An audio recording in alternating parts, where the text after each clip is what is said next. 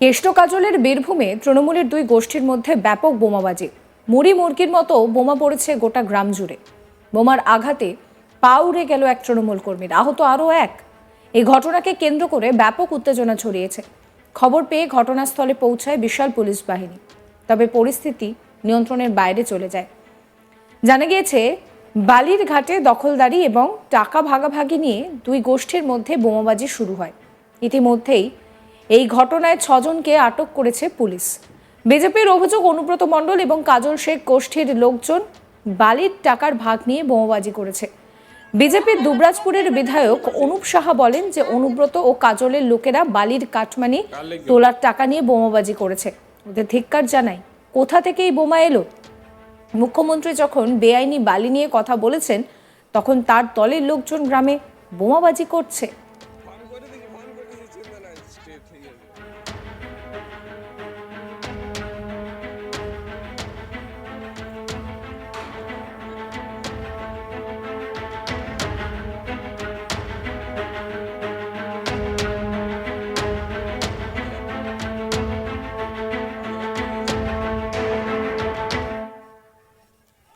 2 বছর পর গরু পাচার ও আর্থিক তছরূপের মামলায় জামিন পেয়ে বীরভূমে ফিরে এসেছেন অনুব্রত মণ্ডল।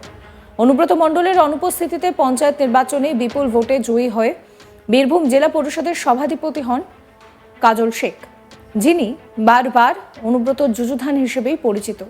অনুব্রত ফিরতেই কাজলের সঙ্গে শুরু হয় ঠান্ডা লড়াই। দুজনের ঠান্ডা লড়াই সংবাদ মাধ্যমে নাম না করে বাগযুদ্ধে যখন সরগরম বীরভূমের দলীয় রাজনীতি, সেই সময় খয়রাশোল ব্লকের কাঁকড়াতলা থানার জামালপুর গ্রামে তৃণমূলের দুই গোষ্ঠীর মধ্যে ব্যাপক বোমাবাজিকে কেন্দ্র করে উত্তেজনা ছড়ালো। তৃণমূলের স্থানীয় নেতা স্বপন সেন এবং উজ্জ্বল হক গোষ্ঠীর লোকজনের মধ্যে চলে বোমাবাজি। গ্রামের মাঠে মুড়ি মুরগির মতো বোমা পড়তে থাকে। বোমার আঘাতে সত্তার আলী নামে এক তৃণমূল কর্মী জখম হন তার দাদা শেখ বাবু। দুজনকেই দুর্গাপুরে একটি হাসপাতালে নিয়ে যাওয়া হয়েছে।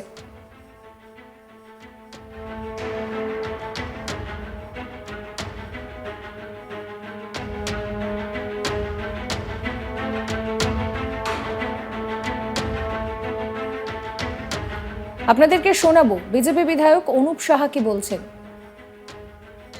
দেখুন, আজকে তৃণমূল কংগ্রেসের দুই গোষ্ঠীর মধ্যে যে ব্যাপক বোমাবাজি, এর মূল কারণ হলো অবৈধ যে বালি চালান চলছে, সেই বালির টাকা কাটমানি খাওয়া। আর এই কাটমানি অনুব্রত মণ্ডলের অনুগামী আর কাজল শেখের অনুগামীদের মধ্যে যে আজকে ভাগ বাটোয়ারা নিয়ে যে আজকে তোলাবাজি নিয়ে যে আজকে দুর্নীতি, এবং সেটা নিয়ে আজকে এই বোমবাজি এবং বোমবাজিতে একটা মানুষের পা উড়ে যাচ্ছে। আজকে এলাকায় যেভাবে আজকে বোমবাজি হয়েছে, ধিক্কার জানাই তৃণমূল কংগ্রেসকে, যারা প্রশাসনের থেকে আজকে এই ধরনের অবৈধ কাজকে যারা মদত দেয়। আজকে কোথা থেকে বোম এলো, কিভাবে আজকে বোমবাজি করা হলো, প্রশাসন কি ভূমিকা আজকে পালন করেছে আমরা জানতে চাই। যখন বিধানসভাতে এই বালি বন্ধ করার জন্য অবৈধভাবে যে আজকে কারবারি চলছে, সেই বিষয়ে যখন সরব হয়, তখন প্রশাসন কোনোভাবে কর্ণপাত করে না। আজকে তার ফল আমরা দেখতে পাচ্ছি। তাই এই ধরনের ঘটনা কেন আজকে হচ্ছে, তার জবাব দিতে হবে রাজ্য সরকারকে তথা তৃণমূল কংগ্রেসকে। আপনাদেরকে শোনাবো বিজেপি নেতা ধ্রুব সাহা ঠিক কি বলছেন।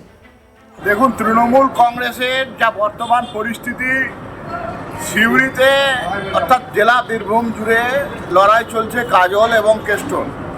এই একই ধরনের ঘটনা তোলাবাজিকে কেন্দ্র করে কাকরতলাতে বালির তোলাবাজি, কার দখলে বালির ঘাট থাকবে, কে বালির টাকা পয়সা খাবে, এই তো চলছে।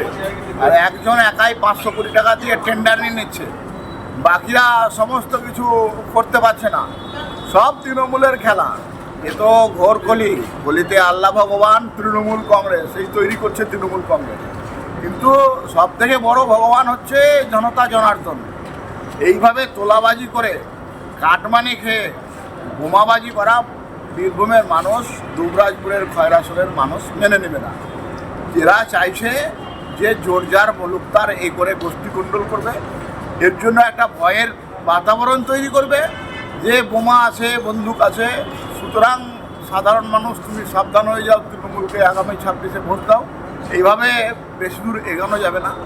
আমি আপনাদের মাধ্যমে বীরভূমের প্রশাসন এবং মমতা ব্যানার্জিকে বলতে চাই, বীরভূমে বোমা বারুদ বন্দুকের কথা আপনি উদ্ধারের কথা বলেছিলেন। আজকে এত বোমা, এত বারুদ, এত বন্দুক কোথা থেকে আসছে?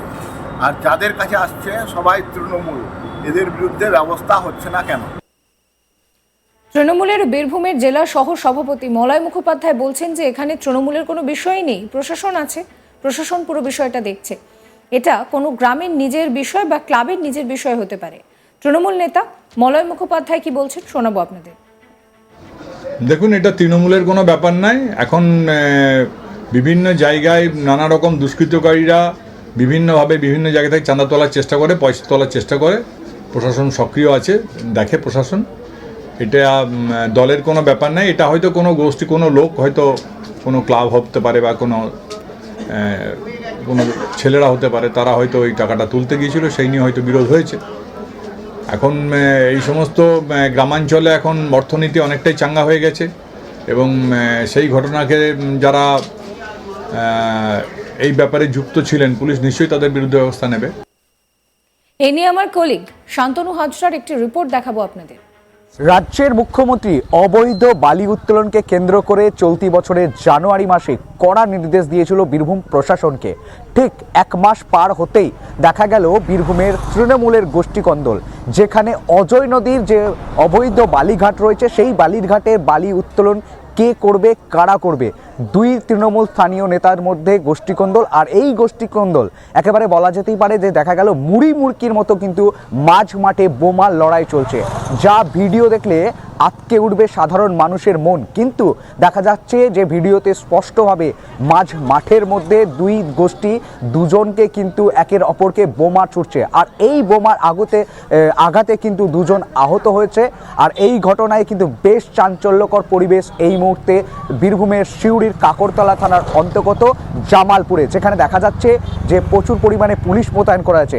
বীরভূমের পুলিশ সুপার তিনি কিন্তু জানিয়েছেন এই ঘটনায় দুপক্ষেরই 6 জনকে আটক করা হয়েছে। অন্যদিকে দুবরাজপুর বিধানসভার যে এমএলএ রয়েছে, ভারতীয় জনতা পার্টির যে এমএলএ রয়েছে অনুপ কুমার সাহা, তিনি কিন্তু স্পষ্ট একেবারে রাজ্যের মুখ্যমন্ত্রী মমতা বন্দ্যোপাধ্যায়কেই কটাক্ষ আক্রমণ করছেন।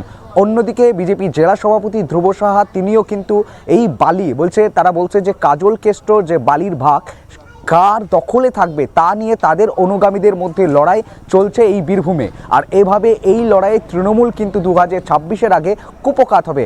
অন্যদিকে বীরভূম জেলার তৃণমূল মুখপাত্র মলয় মুখার্জি তিনি কিন্তু জানাচ্ছেন যে দুষ্কৃতীদের দৌরাত্ম্য শুরু হয়েছে, পুলিশ সক্রিয় আছে, প্রশাসন সক্রিয় আছে, তারা কিন্তু এই বিষয়টি দেখছে, পুলিশ প্রশাসন কিন্তু সক্রিয় ভূমিকা পালন করছে। কিন্তু প্রশ্ন উঠছে একটাই, যে বীরভূমে না বোমাভূম, যে বীরভূমে দেখা যাচ্ছে যে লাগাতার কিন্তু বোম উদ্ধার করছে, অন্যদিকে মাঝ মাঠের মধ্যে তৃণমূলের দুই গোষ্ঠীর মধ্যে দেখা গেল যে একের অপরকে বোমা ছুটতে।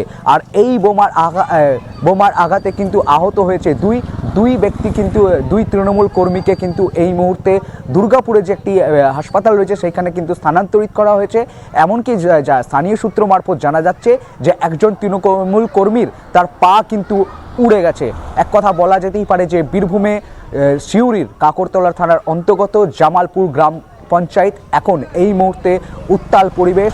একেবারে বোমার শব্দে মানুষ, স্থানীয় বাসিন্দারা একেবারে আতঙ্কিত হয়ে রয়েছে।